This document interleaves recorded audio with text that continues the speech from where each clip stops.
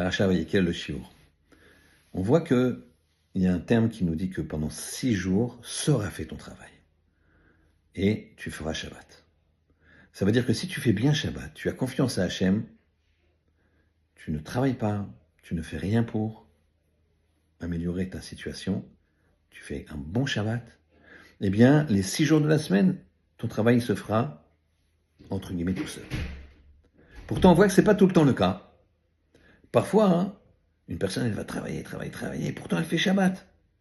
Alors comment ça fonctionne? Est-ce que ça marche une fois sur deux? Comment ça fonctionne?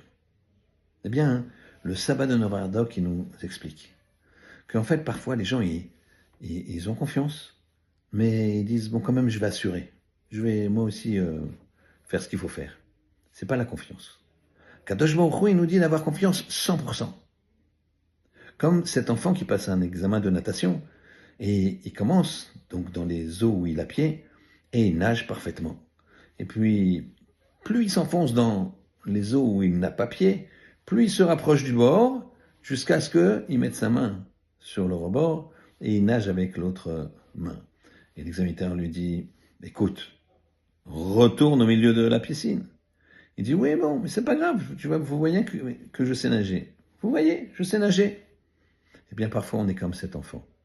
On dit à Kadosh Baruch Hu, c'est toi qui fais. La réussite, c'est toi. Mais, on fait, et on fait, et on fait, et on fait encore.